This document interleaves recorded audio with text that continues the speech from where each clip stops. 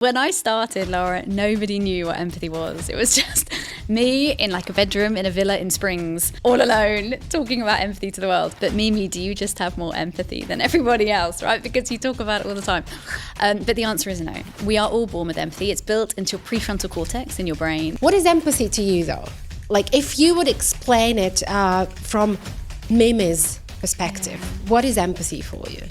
I can tell you in 2 words. It's perspective taking. We evolved as human beings to have empathy, to be able to connect with each other. Because fundamentally, we're pro-social species. We need each other. And fundamentally, empathy is our ability to see each other. Social media is full of people talking about speaking up. Find your voice, speak more, podcast more, right? Find your voice and use your voice. And yes, let's use our voices. But have we forgotten that if nobody's listening, what's the point in having a voice? What we know about empathy is that when empathy is low, the isms, racism, ageism, sexism, ableism, all of them are high. And they asked me, Mimi, can we empathize with a terrorist who has just blown up a bridge? And of course I stopped in my tracks. But the answer is yes. Our world needs leaders who can understand the pain of others, and not just the pain, the joy of others. Yeah. That is how we lead. When people feel that you see them and hear them, whether it's emotional or otherwise, they follow. And I caught the eye of this young teacher, this young African teacher. She was very shy, and I said to her, tell me, what do you think? And she said, if we had more empathy in our community, we might smile more.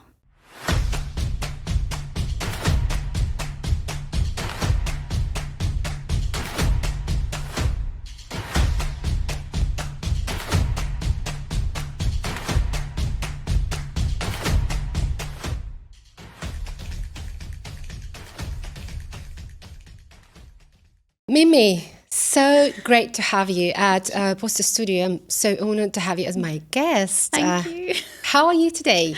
I'm honestly so good. Thank you so much for having me. From the minute we met, I have been counting the days. So thank you.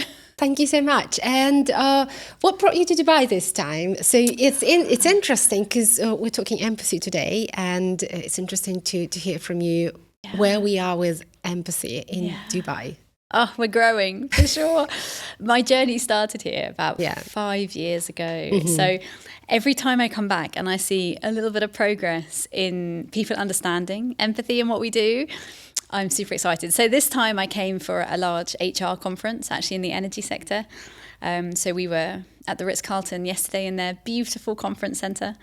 And part of my work was to talk about empathy in the corporate world and why we need more of it. Is this conversation evolving compared to, for example, the conversation you had 5 years ago, let's say? Yes, I mean, so much so. I guess partly because I'm evolving, right? So you can't help but learn and grow as you go on your own journey.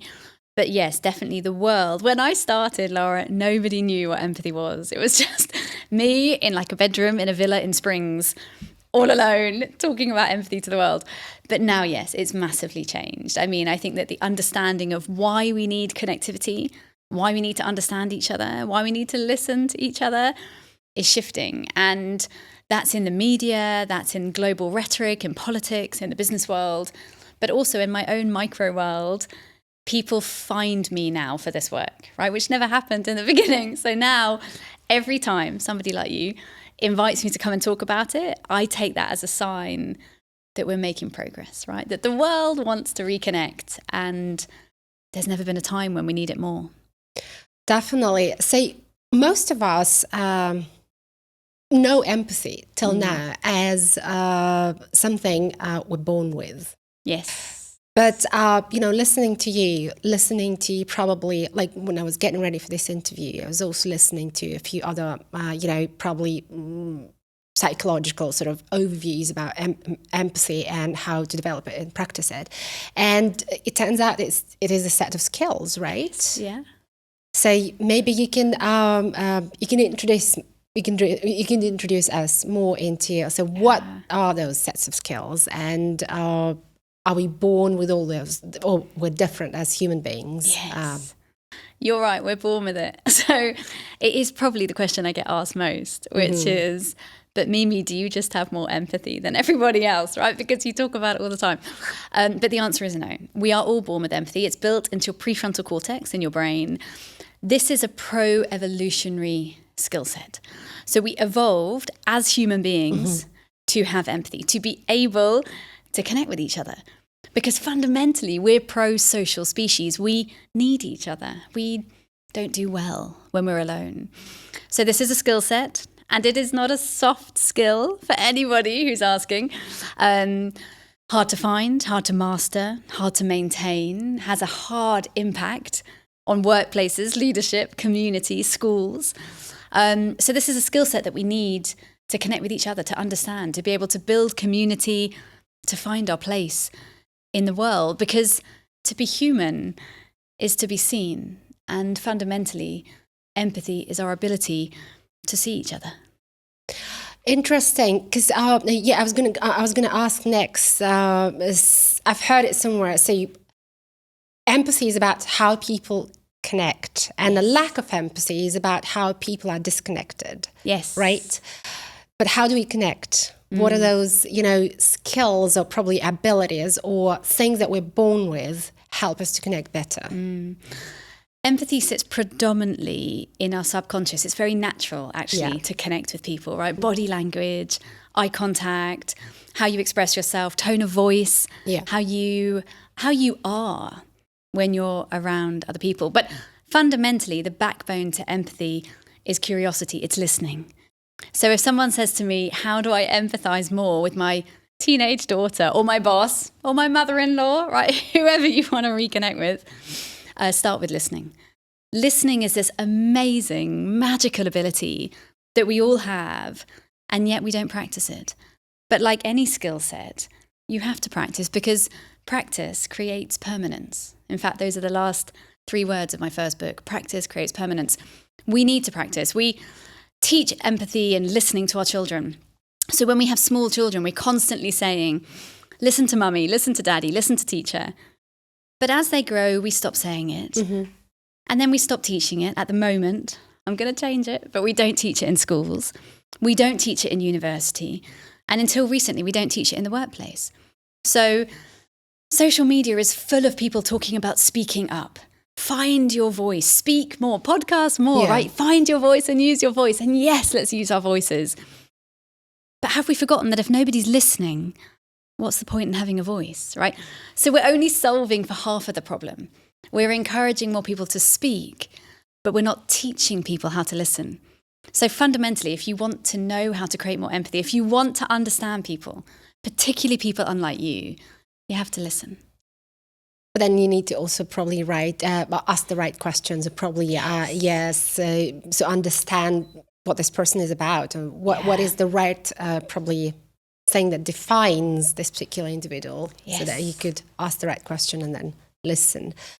I think empathy is such a complex topic. So when I was getting ready for this conversation, I was like, there are so many angles that we can approach this from, right? So the question that bothers me, for example, why doesn't it always work? Not empathy, but I mean, if we're born with the same amount, with the same abilities, or probably, the same reactions within the brain, that we're all capable of being empathic. Why aren't we? Yeah, why aren't we? It's a great question. There's 2 real reasons, Lara. The enemies of empathy, there's 2 of them. So we have 2 great enemies. One of them is high stress, and the other is low time. And if anyone listening, if you asked anybody out there, put your hand up if you have high stress or low time, particularly in Dubai, right? I mean, people say that New York is a city that never sleeps, but they've just not been to Dubai, right? So we live in cities, we live in a global environment where we never have enough time, and we are living in a stress culture. We have a high cortisol-driven life. When you are under time pressure, and when your brain is in a state of stress, and we can talk a little bit about neuroscience, you actually can't empathize. So when the brain is under pressure, what happens is so our brains, very fast, evolutionary, brilliant things. And we've evolved in many ways. In fact, I saw data yesterday that showed that our IQ increases every 7 years. So they've got data to show we're just getting smarter all the time, okay? But what the brain hasn't worked out is how to decipher different types of stress. So from a kind of reptilian brain point of view, like when we were cavemen and women, when there was a saber-toothed tiger coming to attack us, our brain would respond with something called the fight or flight response to help you either fight off the tiger or flight, run away, right, to survive. Yeah. And in order to do that, the brain will release hormones, cortisol, adrenaline, into the body so that the right parts of the body are activated to fight or flight. So your lungs, so you can breathe faster, your legs, your arms to fight, your heart, so it can beat faster and help you escape. But in so doing, it takes that blood, that energy, as it were, away from the thinking parts of your brain, because you don't need to think much when you're fighting off a tiger, right? Now, as our brains have evolved, it doesn't know that your stress is because your boss is bullying you, or because you don't feel seen in the workplace, or because you're burnt out. The brain doesn't know that. So the brain still responds in the same way and hopes that you fight or flight. We're not meant to live in stress. Stress is a good thing. It literally helps you survive, but it's supposed to be short-lived. So when all of that energy is in different parts of your body, it's actually impossible to empathize. So because it's a skill set, it is a choice. This is something you can choose to use. But at the same time, if you are in a high-pressure job environment or lifestyle, it's actually physiologically impossible for you to activate that part of your brain and use it. So, Lara, if you've ever had an argument with someone, right? Everybody has. And then later you've thought, why did I say that? Yeah. Why did I say that? Why you said it was because your brain was literally not fully functioning at that time. So, high stress, low time, amongst other things, globalization, moving, isolation, loneliness. But fundamentally, we're just too stressed to empathize most of the time. Yeah. So now, as I was listening to you now, I was like, okay, so how do you choose something that allows you to be more empathic at the time when you most probably would usually choose to fight? For example, if you're having an argument, imagine if your day is stressed, or for example, something that is very critical for you didn't work, etc., and then you're getting into a situation, I don't know, with at a reception, I don't know, as some, at the reception, getting a flight, I don't know, anything. Yeah. And then a person cannot help you, not because he doesn't want to help you, but because, I don't know, something doesn't work from their side. And then that's the situation where you're releasing your stress, and you choose to argue, and you choose to be probably not empathic at all. Although probably empathy would help in this situation. So how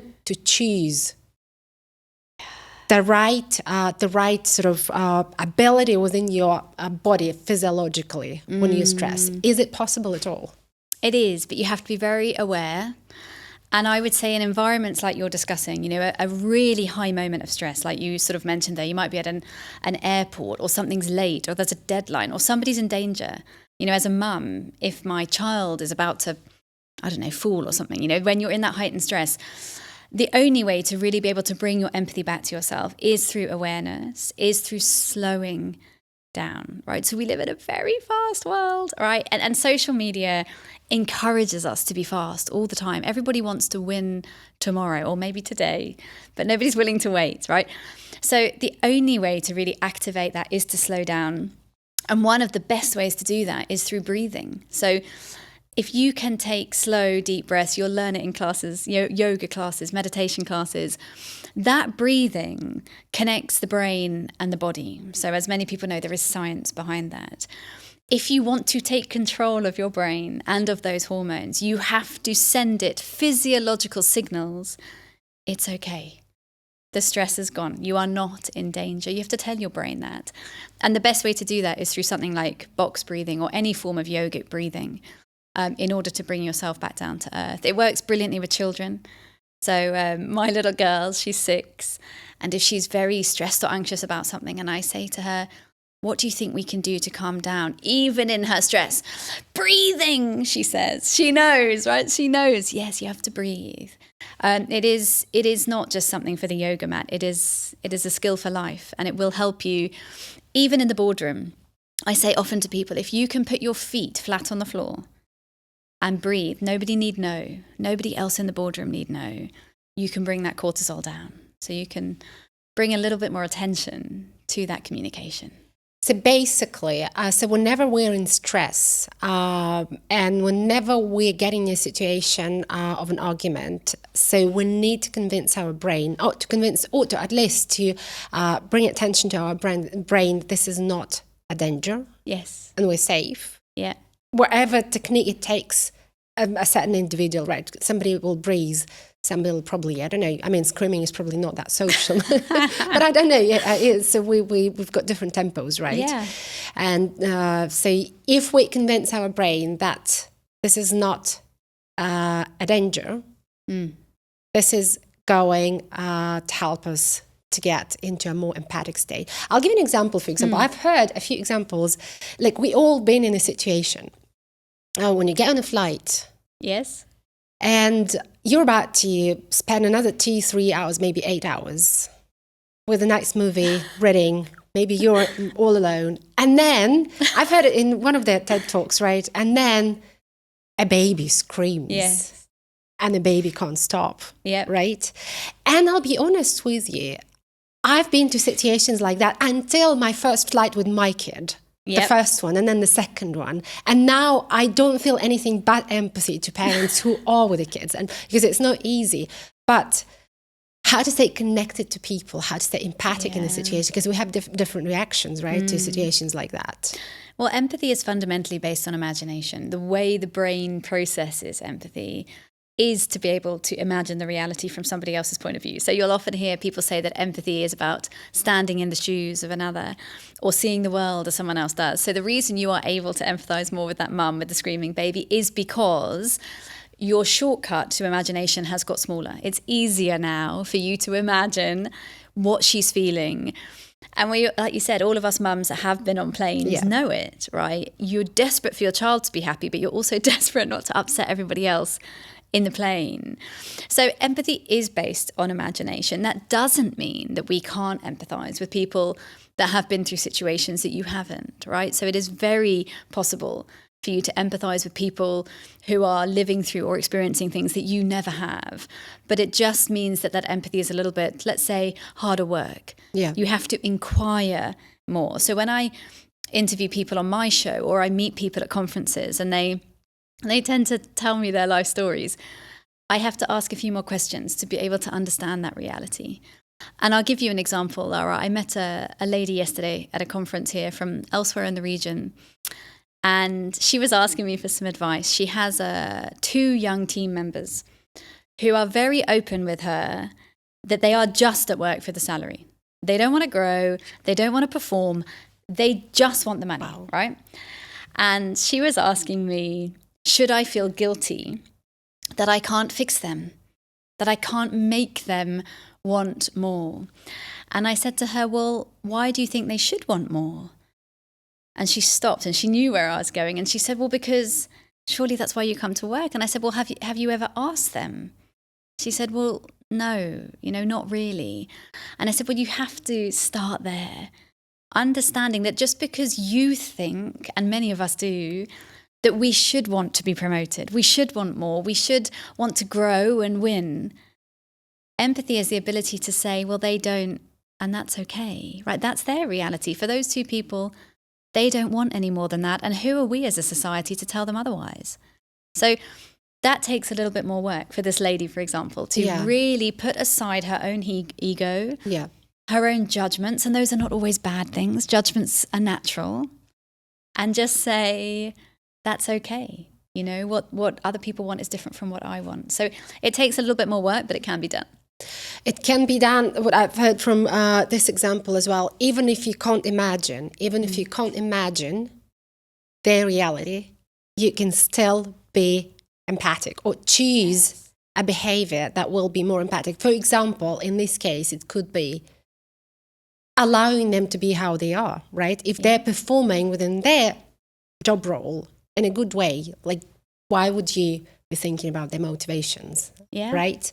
So probably I'm just trying to sort of think of what are the ways to be more empathic when you're in a situation like that. What is empathy to you, though? Like, if you would explain it from Mimi's perspective, what is empathy for you? I can tell you in 2 words. It's perspective taking. Empathy, like you touched on earlier, it can be really complicated. You know, there are many specialists out there, particularly in America, who are teaching many forms of empathy. There's different types of cognitive and emotional and compassionate, and there's many definitions. But for me, Lara, until we have mastered the simplest form, which is perspective taking, just understand how somebody else sees the world, then let's not complicate with everything else. We have our work cut out for us, filling the gaps today. What we know about empathy is that when empathy is low, the isms, racism, ageism, sexism, ableism, all of them are high. If we want to reconnect society, if we really want to pull people back together, if we want to overcome the loneliness endemic, which, by the way, is killing us. So loneliness is now as dangerous as smoking 15 cigarettes a day. Wow. If we want to stand a chance to reconnect our people in our world, we have to start with perspective taking, right? Empathy is not about judgment. It's not about agreement. Okay, so the hardest question I ever got asked was by the Metropolitan Police Service in London. And they asked me, Mimi, can we empathize with a terrorist who has just blown up a bridge? And of course I stopped in my tracks. But the answer is yes. Are you going to agree with that behavior? No. Are you going to like it? Most definitely not. But if you track back the life, the belief system of that person who got to the point where they made a decision to do something like that, you can empathize. You can understand. You will never agree. You may not like it, but you can understand it. And that's what we have to teach our society and our children, is how to understand the perspective of somebody else. That's very, very significant. I think it's super important, I think. And I was going to ask you as one of the next questions, we tend to associate empathy or the need for empathy to someone who we consider to be underdog. Let's say somebody who is in an obvious sufferings or in an obvious victimized situation, which is absolutely needed, I think. But if we're talking about people who are externally, let's say successful, ambitious, who've got the desire to be promoted, to be at the power, how does empathy work towards them? Probably, how can you be empathic to someone who is super successful and probably, like, I don't know, causes all different sorts of feelings? Yeah. Lara, everybody deserves empathy. And again, very recently we had this discussion on a panel discussion in a corporate event. We think, like you just mentioned, that empathy is reserved for people we must empathize with as leaders, as family leaders, community leaders. But the reality is empathy goes up and down and side to side. Everybody deserves it. To be in a workplace, whether you are at a junior level or a senior level, empathy is the ability to connect with those around you. And absolutely, even if the leader is like you said, a very successful, maybe it's a celebrity, right? A very successful person that on paper has everything they ever need. Why would you not need to understand that person, right? This is humanity's data set. This is our ability to be human. So there is nobody that doesn't need empathy. In fact, we are born needing that. So we need to be seen and heard in order to justify our existence. So when we talk about empathy, we are talking about surviving as a human race, not thriving, surviving. Very quickly, if we left this podcast recording together, we walked out of the studio and nobody looked at you, Lara. Nobody noticed you, nobody saw you, nobody mentioned anything to you. statistically, within 1 minute, your nervous system would shift.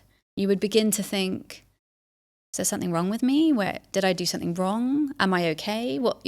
We can't not be seen, right? It will literally change the way that your physiological system exists. If 2 babies are born of equal illness, the one that receives empathy will survive longer than the other. As humans, we need to be seen and heard in order to survive.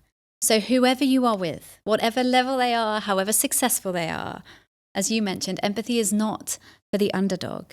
Empathy is not reserved for those that need help. Empathy is not compassion. Compassion is a wonderful thing, but compassion is an emotion and an action. Empathy is a skill set, and everybody needs you to use it with them. Am I right to call it a set of choices? So, for example, a set of choices that you can make in a certain situation where you can, for example, choose fight or flight, or you can choose, for example, compassion. You can choose listening.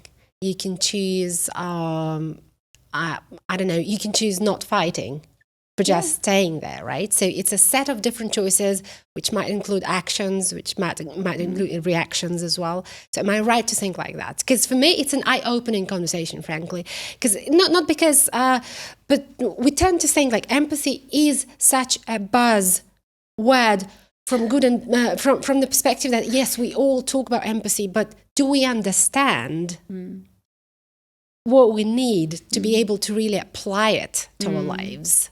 Am I right to think that this is a set of choices? To empathize, yes. Empathy is a choice. As I said earlier, this is something you can choose to use. You can choose to listen to someone. You can choose to make eye contact. You can choose to actively engage in what somebody's saying in the boardroom, in a corridor, in a taxi, or when you get your coffee in the morning, right? How often people say, hi, how are you? I'm fine, thanks. How are you? That is not a conversation, guys, right? That is not a connection, right? Next time you are in a coffee shop and the lady or the gentleman, asks you for your order or passes you your coffee, if you stop and make eye contact and really ask them how they are, I'm fine, thank you. How are you? They will stop. They will literally, I do it every day. They will stop in their tracks and they will look at you and they'll go, oh, me? Yeah, I'm fine. Yeah, I'm good, thank you. Right? It's a choice. You have to actively make that choice. Fight or flight is not a choice, right? Fight or flight is subconscious. The response that your brain makes to the fear of danger is subconscious. You can't stop that. But as I said earlier, with things like breathing, with awareness, you can come down from that panic state, right? To manage anxiety. Butterflies, for example, before going on stage or going to an event or doing anything that makes you feel anxious, is something you can choose to overcome. But the actual response, no, that's natural. But how you respond to it, yes, that's definitely a choice. And yeah, we can practice choosing that, right? We just need to understand, why do we need this? And my next question to you, what are the benefits of being empathic or choosing to act with a more empathy? They are endless. I mean, a better world in so many ways. If we start with life, with social benefit, people that are connected live longer. People that are connected are able to have stronger immune systems. When we feel that we belong, when we feel that we're seen and heard, because our system, our body and our brain is working together, we see lower levels of cardiovascular disease. We see lower levels of diabetes type 2. We are able to survive and thrive through critical illness. So people recovering from forms of cancer, when they are supported and they're not lonely, when they're not disconnected, they're more able to fight those diseases. In schools, we see lower bullying. We see lower levels of exclusion. In the workplace, I mean, I say to my audiences all the time, there are literally endless benefits. We see higher productivity, higher output per capita, higher profit per capita, lower absenteeism, lower presenteeism. There's the statistics all over the place. So 79% of people say that they will work longer hours out of choice for an empathetic leader. 48% are more innovative. So the data is endless. More empathy is good for our world and it's good for our workplace. When we are connected, we are stronger. We are able to be healthier. Our marriages will last longer. We fundamentally avoid conflict. And I always wonder, Lara, could we stop wars? I don't think on any type of official media I could make a claim, but I like to believe possibly we could, that peacekeeping would be improved if we learned to listen. How? I've been looking at your Instagram and a piece of information that you are sharing about empathy and how to develop and practice it. And you were given an examples of some of the data, right, that demonstrates that if the environment, be it the workplace, we'll still touch upon the workplaces and the schools. I'm just leaving it until the second half of our conversation. But using data that demonstrates that if the environments are more empathic, certain levels of productivity are probably less bullying, etc., are achieved. How can we measure empathy? And how can we measure, that this is particularly linked to people being more empathic? Empathy, like any emotional skill set, it's not a direct measurable reality. It's not like you can fill a cup of water and see how much is in or out. Having said that, we do have data that shows that we're living through what's called an empathy deficit. For 30 years, our empathy has been declining, and we now have 48% less of this evolutionary skill set than we once had. In terms of measuring its comeback and its increase, you will see the ability to measure it when our societies become more connected, when we see racism reduce and segregation reduce, bullying, cyber or otherwise, when we see societies and communities coming together more and able to solve problems without aggression or violence.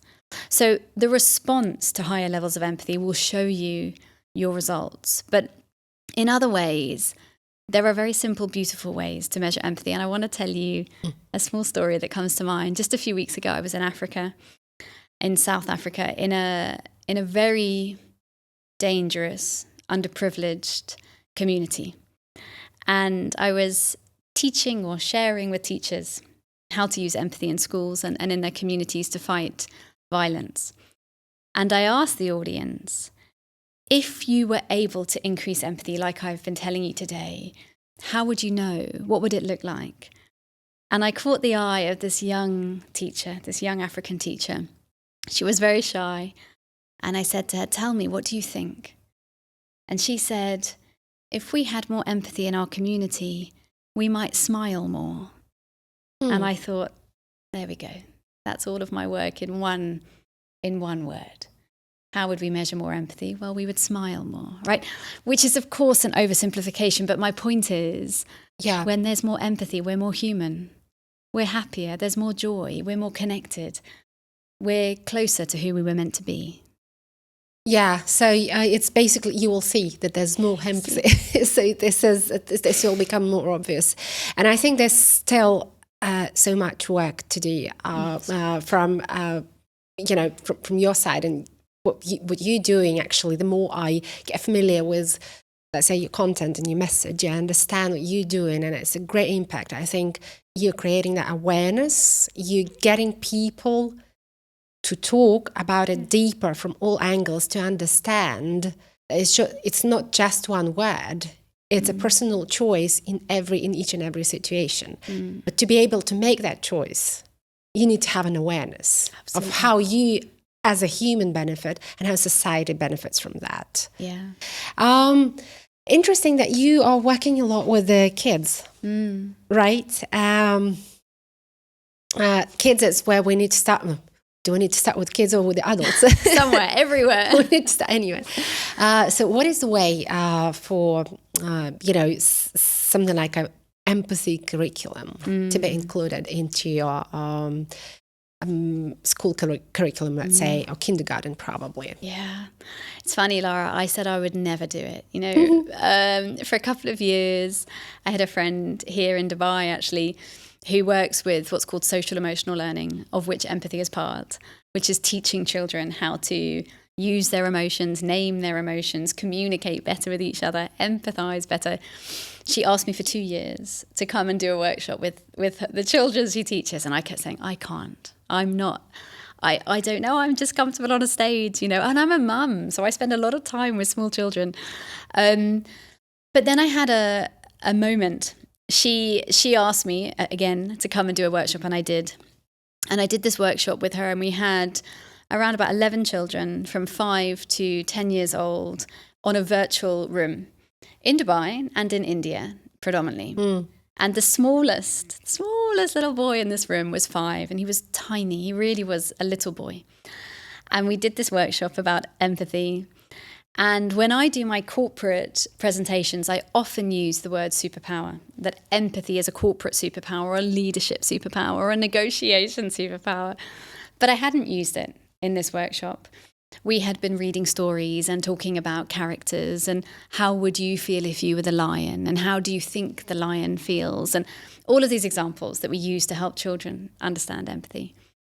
And then at the end of this workshop, I asked the room, what did you learn about empathy today? And they all answered. And when it came to this little boy, this 5-year-old little boy, he said, Miss, what I learned, he said, empathy is a bit like a superpower. And I nearly fell off my beanbag, because I took that as a sign from the universe that actually I can do this. I can create content that will help children and that they will understand and be able to take forward. So from that, I went away. I worked with some teachers and some coaches, and created a primary school empathy curriculum for Asia and the Middle East, for the emerging worlds fundamentally. And I do spend a lot of time now giving that away for free. It has no cost to teach teachers how to bring empathy into the classroom. How do you help children ask those questions? How do you teach them to listen to the emotions of others, to understand that because I'm happy, mummy might not be, or because my brother's angry, that doesn't mean I need to be. Those are skills that our children need to learn. And so now we have a curriculum that helps teachers predominantly explain those things. And that is a mixture of reading, which is a huge path to empathy, right? Understanding characters and imagination, and role modeling. Because in the end, if you as a parent listening to this want to help your children or teenagers be more empathic, you have to role model it.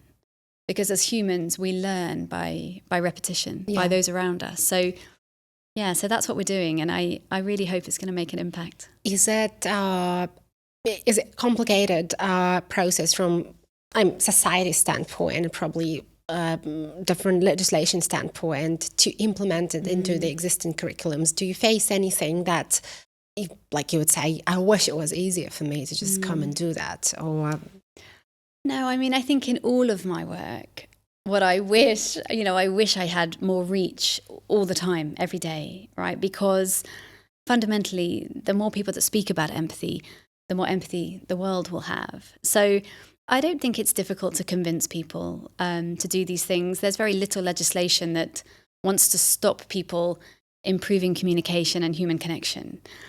But I think it also helps that I work outside of Europe and America predominantly, where there is far more tape, I think, around, educational systems. And I work predominantly in communities with this work. So I'm taking this to often quite underprivileged or just government publicly funded schools in Africa, Asia, Middle East. So again, there is less tape around that. Fundamentally, what's surprising, Lara, is that in so many parts of our world, the education system and our teachers, the people responsible for bringing up the next generation, are so underfunded and so under-resourced that, quite frankly, any content that helps them and is being given to them, they say yes. So no, I haven't really had any barriers. It's just about reach. I just have to keep every day waking up and doing it again. Is there any right age, let's say, for kids to start learning about empathy? Or is it, is it too late to speak about empathy with a teenager, for example, versus, let's say, a 5-year-old? Listen, I think the earlier you can do it, the better. Because again, this is built into our brains. There is research out of the US that shows babies as young as 8 hours old are able to use their mirror neurons, which are the neurons in the brain responsible for empathizing. So we are born able to do it. So the sooner you do it, the more you do it with your young children, the better. You know, my little girl who is 6 is very able to use this, of course, because she lives with me. I give her no choice. That is not, I don't believe that is her DNA. That is her environment, right? That is because she lives with somebody who lives and breathes empathy every day. So the younger you can teach them, the easier that's going to be for them. But absolutely you can teach it to your teenagers, and absolutely you can teach it to your colleagues and anybody else.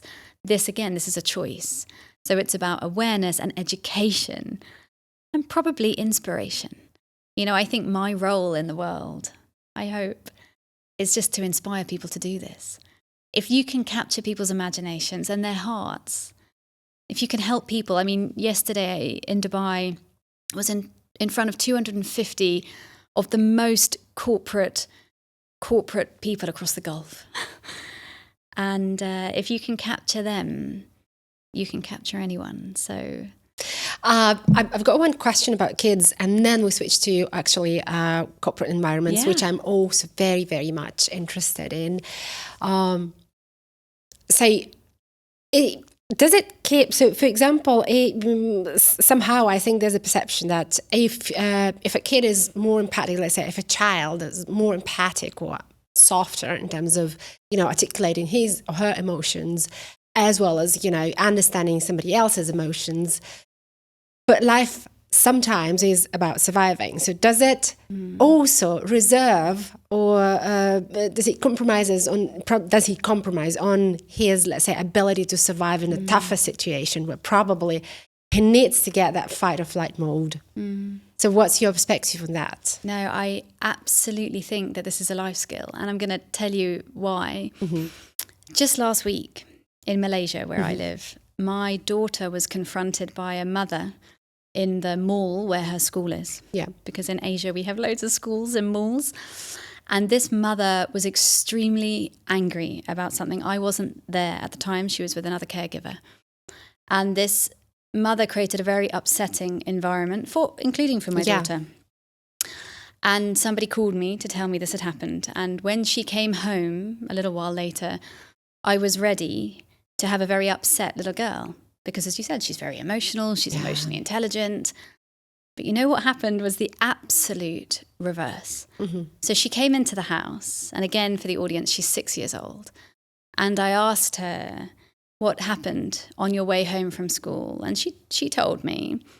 And I said, did that make you cry? And she said it did, because I was a little bit scared. And I said, well, why were you scared? And actually, that was another story. But she said because she'd heard that in Asia, if children are naughty, they can go to prison. So I obviously helped her understand that wasn't the case. But she was crying because she was scared of that. When I asked her, why do you think that happened? Lara, honestly, I promise you, she said this word for word.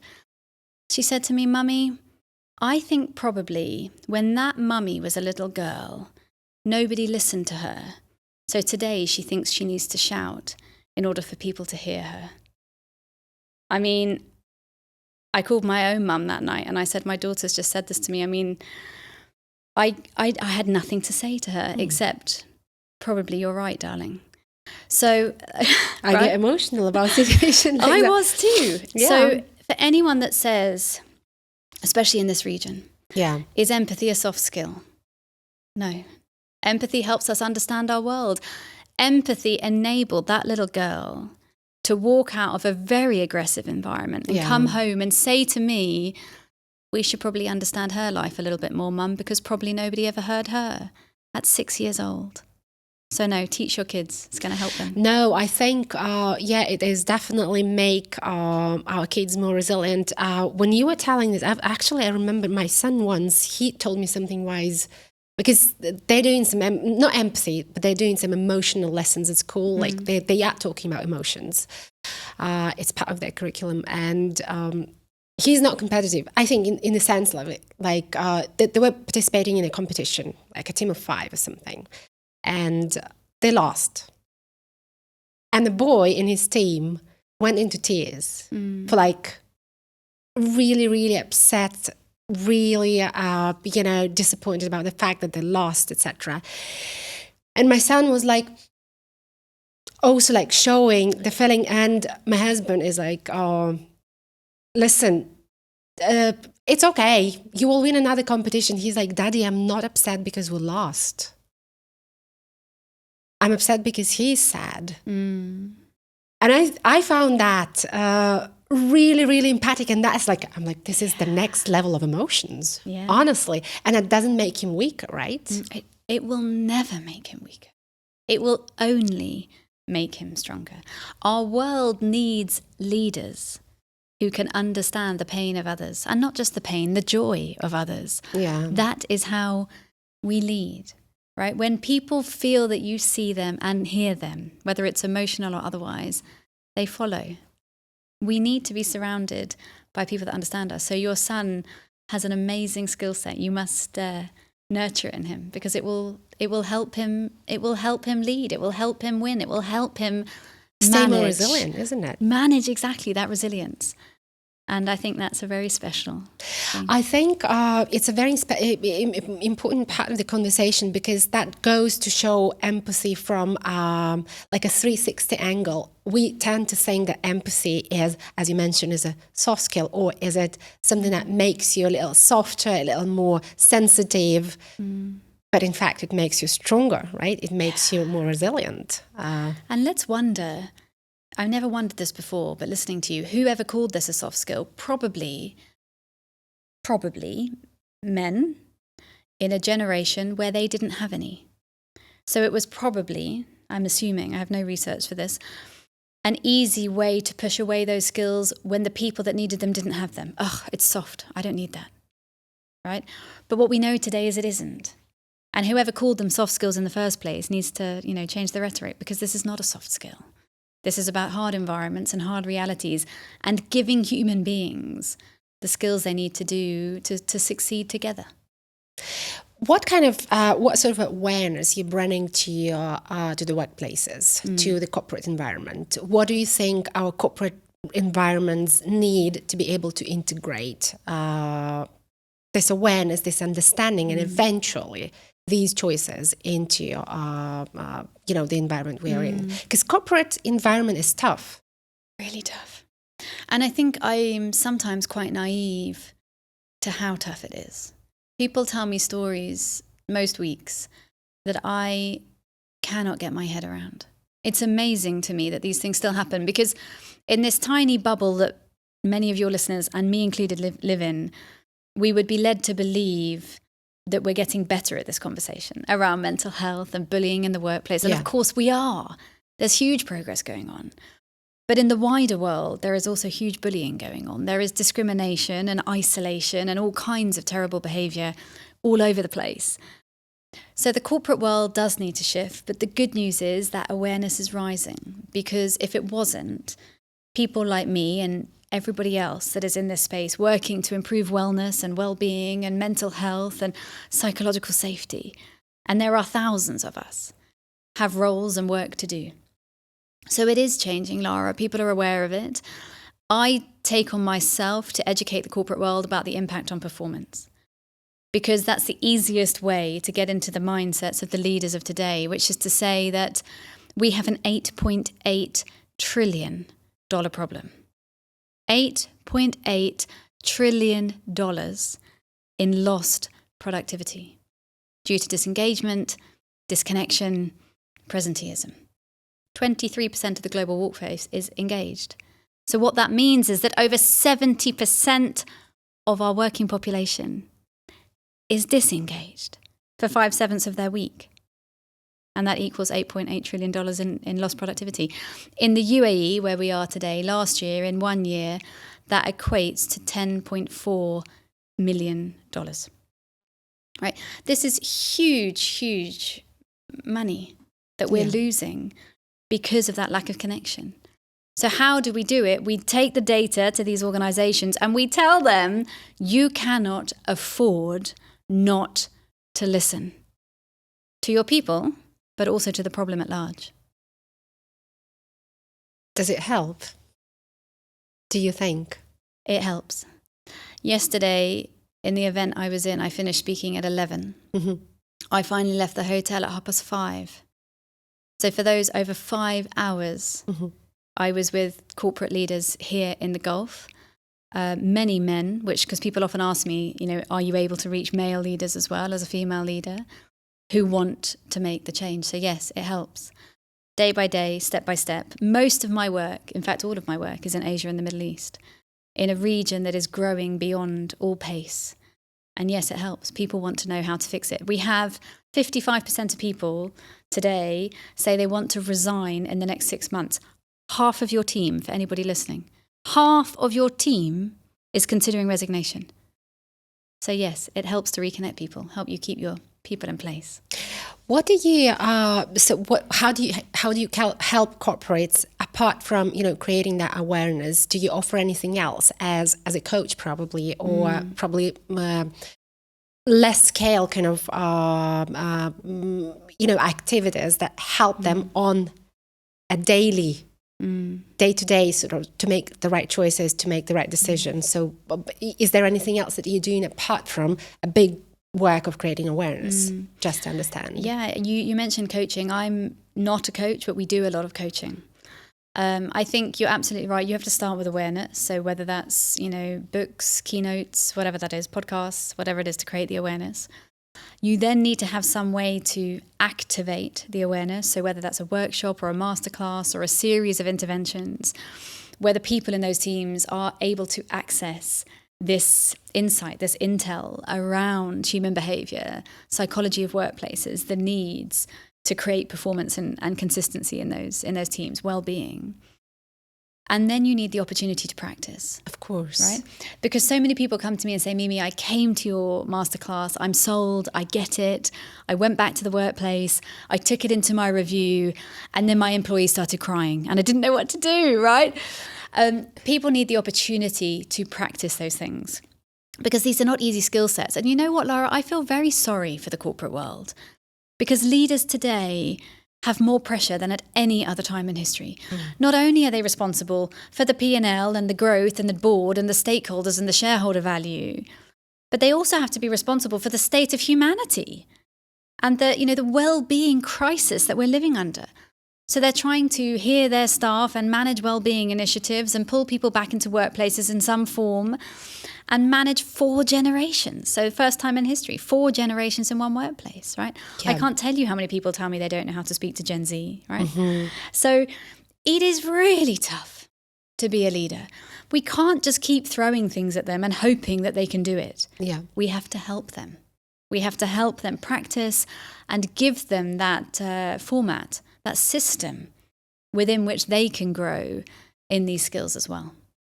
Oh, absolutely. And I think, it's not easy to implement something, even though you consider it to be really prominent for, corporate environments. I mean, even from, marketing, content creation perspective, like you need to find a way because it's not easy to get this in. Although you can convince a leader, you can convince a team member. You can have a product to, let's say, to help them practice it or achieve that realization.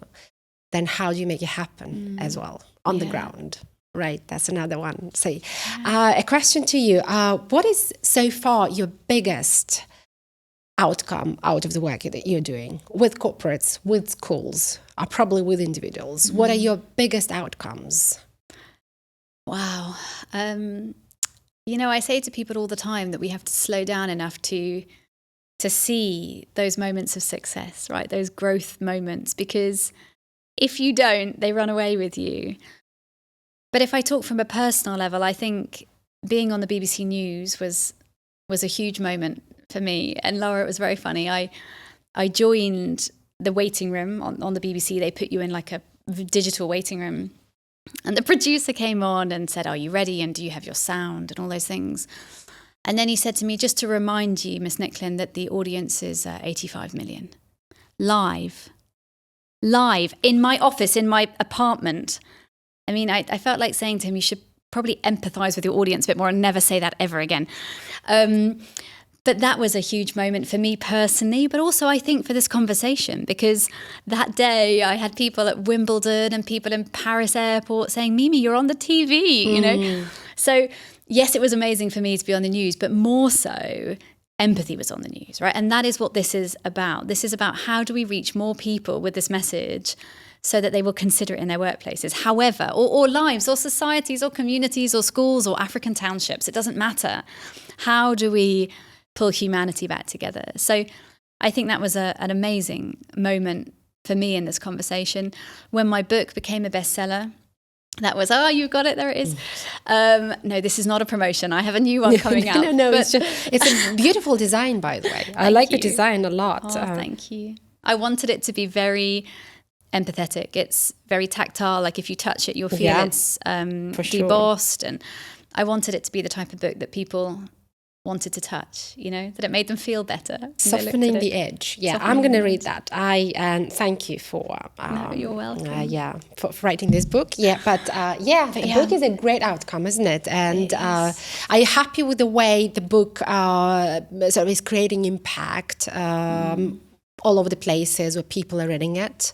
I'm amazed. Honestly, every time somebody sends me a photo of it in some corner of the world, I'm amazed, right, where that book goes. I wrote it all alone in Dubai at a time when I think it was more therapy for me than anything else. I just had to write down the experience I was going through turning this business around and the role that empathy was playing. And I remember, Lara, someone said, why don't you turn it into a book? And I kind of looked over my shoulder. I was like, who? Me? I can't write a book. Surely the only people that write books is like John Grisham and someone at Harvard. So I often say I'm an accidental author or an accidental entrepreneur. This was never really the plan. But when that book was eventually out in the world and when it became a bestseller, and now that I'm about to publish the second one and that publishers are interested in me, those moments are great moments in this conversation, because the lady who helped me publish that book, she believed in something before its time, right? Nobody was talking about that here. But today, when I talk to publishers about the second book and the third book, they already are aware. So that is a great moment, because this conversation is rising. You can Google empathy and anything today, whatever you're passionate about. Education, cooking, golf, tech, business, leadership, whatever, you'll find thousands of pages. But that wasn't the case. Mm-hmm. So in my tiny microcosm, I'm helping elevate that conversation. So that in itself is probably my motivation. Yeah, absolutely. I was going to ask you, have you ever had any mentors or opinions that you were considering, or something that probably at some point of time crafted your understanding of empathy or where you need to move with this? There is a coach here in Dubai. Her name is Tess Pereira. She's a phenomenal coach here. And I met her many years ago. And yes, she said something to me that changed my life. I met with her to try and understand a very complex business environment that was in the corporate world. I'd been in corporate, 15 years. And she asked me about my leadership style. And she said, can you explain how you are leading people through these times? And I said, I think with intuition. And I had always believed that, Lara. I had always believed that I was an intuitive leader and that intuition was what was helping me, do my work, be the career professional that I was. And Tess stopped me and she said, Mimi, is it intuition or is it empathy? And at the time, I remember thinking, no, it's not empathy. What's empathy got to do with it? But as I said, that one question changed my life. And I went away, I researched empathy, I discovered the empathy deficit, I discovered that the second biggest killer of our youth is suicide, and the impact that having 400 million people on the planet with depression is having on our workplaces and our world. And I started to write, and quite frankly, I've never stopped. So yes, there have been some phenomenal people that have asked me some phenomenal questions in my time. Have I ever had a mentor? No, not really. I am very passionate about mentoring. I have a few mentees. But probably my greatest mentor is my daughter, because she will tell me all the time what I'm doing right and what I'm doing wrong and what colour my hair should be and what kind of dress I should wear. So that's good to have somebody like that in the house, right? I have her at all times.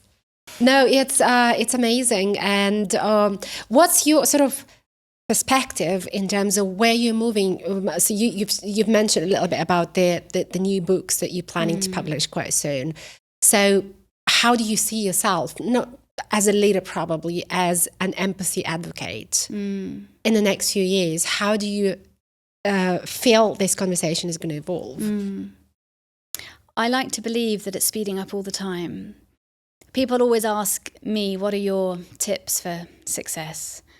And I always say patience and consistency, right? I get up every day to do this. I have for half a decade, and I always will. Often you speak to an empty black box of social media and you wonder, is anybody listening? But you get up and you do it all again. I think that tenacity is probably one of our greatest skill sets of our time, just to keep going. Just keep going with that message. And within that context, I believe that this conversation is rising. I'm here with you today. Yeah. I get the opportunity to travel the world. I travel 2 or 3 times a month to speak to people, to organizations, to much of the Fortune 500, to countries as diverse as South Africa, the Czech Republic, the USA, all over the world, Turkey, to talk about empathy. So in terms of where this is going, I hope it continues to grow. But I think what's really important is that I remind myself and anyone listening that this is a 10-year journey and not a 10-minute one. We have to slow down. What's meant for you will come for you. And that's a very hard path to stay on. Because, of course, we always want more now, more reach and more success and more empathy and more kindness and less loneliness right now. But progress takes time.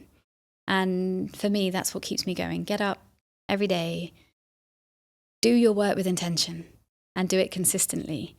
And hopefully it'll end up where it's meant to be. Oh, absolutely. I absolutely believe that your work is very, very impactful. And the topic of empathy has become very significant for me to understand after a conversation with you, because I've never spoken to anyone about empathy in a granular way, let's put it this way, right? We always tend to think, okay, this is a buzzword. Okay, I think I understand what it is. But have you ever really tried to apply it into your everyday choices? And that's the work that you're doing. That is what I want the world to understand, is that we're all more alike than we are different. So the things that pull us apart can so often feel so unsurmountably high, the things that make us different. But in reality, we're all far more alike than we are different. And I just want the world to think about that for a bit. Amazing. Do you want anything specific your audience to do after listening to this conversation? No, not really. I mean, what I want is for the world to be more connected. I would love for people to consider empathy a little more after hearing this. I would love for the next time that you meet a taxi driver or a barrister or anybody in the service industry anywhere around you, to take a second to really look at them, to really see them, and then to notice what happens to their face when they're seen. Because here in Dubai, unlike anywhere in the world, we are surrounded by people who help us every day, deliver things and open things and serve things and bring things and fix things.